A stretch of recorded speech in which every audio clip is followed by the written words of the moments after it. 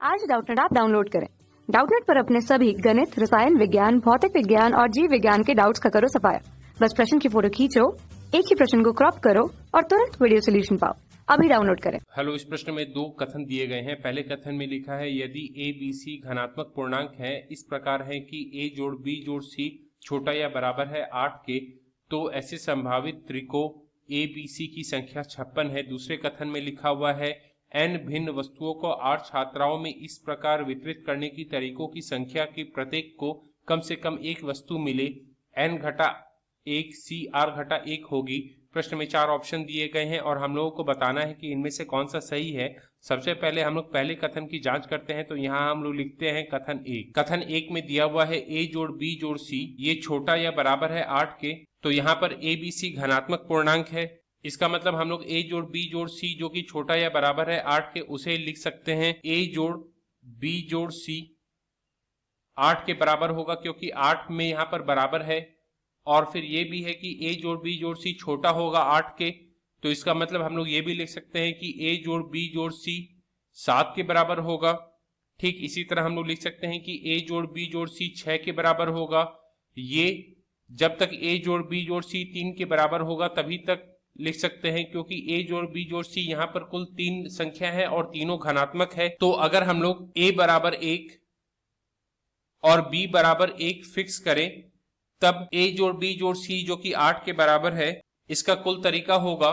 तो यहां हम लोग लिखते हैं कुल तरीका, ये होगा 6 गुना 6 जोड़ 1 बटा 2। तो इसको हम लोग लिखेंगे 6 गुना 7 बटा 2।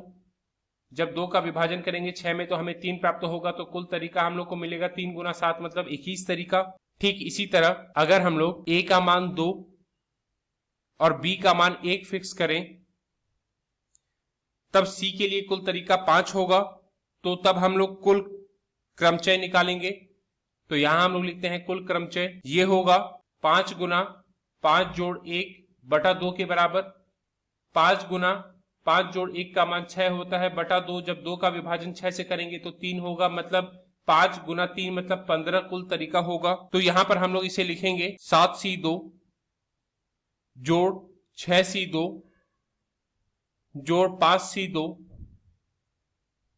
जोड़ 4c2 जोड़ 3c2 जोड़ 1 के बराबर। और यहां हम लोग इसे हल करने के लिए एनसीआर का सूत्र लगाएंगे। एनसीआर का सूत्र होता है n का भाज्य बटा r का भाज्य गुना n घटा r का भाज्य। तो यहां हम लोग 7c2 को लिखेंगे 7 का भाज्य बटा 2 का भाज्य गुना 7 घटा 2 का भाज्य मतलब 5 का भाज्य जोड़ 6c2 को हम लोग लिखेंगे 6 का भाज्य बटा 2 का भाज्य गुना 6 घटा 2 मतलब 4 का भाज्य जोड़ 5c2 को हम लोग लिखेंगे 5 का भाज्य बटा 2 का भाज्य गुना 5 घटा 2 मतलब 3 का भाज्य जोड़ 4c2 को हम लोग लिखेंगे 4 का भाज्य बटा 2 का भाज्य गुना 4 घटा 2 मतलब 2 का भाज्य जोड़ 3c2 को हम लोग लिखेंगे 3 का भाज्य बटा 2 का भाज्य गुना 3 घटा 2 मतलब 1 का भाज्य जोड़ 1।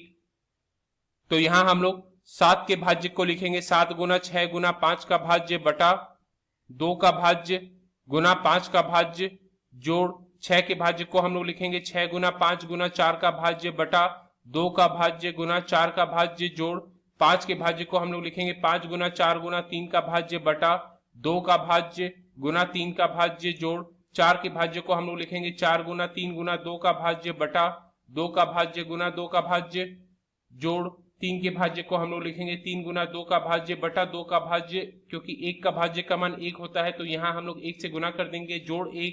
यहाँ पर हम लोग ऊपर और नीचे 5 के भाज्य से 5 के भाज्य को काट देंगे। 2 का भाज्य का मान 2 होता है, तो जब 2 को 6 से विभाजन करेंगे तो 3 मिलेगा। ठीक इसी तरीके से यहाँ पर 4 के भाज्य को 4 के भाज्य से काटेंगे। 2 का भाज्य का मान 2 होता है, जब इसको 6 से विभाजन करेंगे तो 3 मिलेगा। ठीक इसी तरह यहाँ पर 3 के भाज्य से 3 के भाज्य को काटेंगे। जब 2 का विभाजन करेंगे 4 से, तब यहाँ हमें 2 प्राप्त होगा। यहाँ पर ऊपर और नीचे 2 के भाज्य से 2 के भाज्य को काटेंगे। जब 2 का विभाजन करेंगे 4 में, तब हम लोग को 2 प्राप्त होगा। यहाँ भी ऊपर और नीचे 2 के भाज्य को 2 के भाज्य से काट देंगे, तो यहाँ हम लोग को मिलेगा 7 गुना 3 जो कि 21 के बराबर होता है, जोड़ 3 गुना 5 जो कि 15 के बराबर होता है, जोड़ 5 गुना 2 जो कि 10 के बराबर होता है, जोड़ 2 गुना 3 जो कि 6 के बराबर होता है, जोड़ 3 जोड़ 1। तो 21 जोड़ 10 31 के बराबर होता है, 31 जोड़ 15 46 के बराबर होता है, 46 जोड़ 6 52 के बराबर होता है, 52 जोड़ 3 55 के बराबर होता है, 55 जोड़ 1 56 के बराबर होता है, मतलब ये कुल 56 तरीका हम लोगों को मिला। अब हम लोग प्रश्न में दिए गए पहले कथन में चलते हैं। तो पहले कथन में कुल संख्या 56 दिया गया है, तो यह बिल्कुल सत्य है। दूसरे कथन में लिखा है n भिन्न वस्तुओं को r छात्राओं में इस प्रकार वितरित करने की तरीकों की संख्या की प्रत्येक को कम से कम एक वस्तु मिले, वह तरीका यहां पर दिया गया है n घटा 1 CR घटा 1, जो कि गलत होता है, क्योंकि जब हम लोग को n भिन्न वस्तुओं को r छात्राओं में बांटना होगा कुल इस तरीके से कि प्रत्येक छात्रा को कम से कम एक वस्तु मिले, तो वह कुल तरीका होगा n जोड़ r घटा 1 CR घटा 1। इसका मतलब दूसरा कथन असत्य है, तो यहाँ पर हम लोग का उत्तर होगा ऑप्शन 3, जो कि है कथन 1 सत्य है परंतु कथन 2 असत्य है। धन्यवाद। कक्षा 6 से 12वीं से लेकर नीट, IIT, JEE वो एडवांस के लेवल तक 1 करोड़ से ज्यादा छात्रों का भरोसा। आज ही डाउनलोड करें डाउटनेट ऐप या व्हाट्सएप करें अपने सारे डाउट्स 8400 400 400 पर।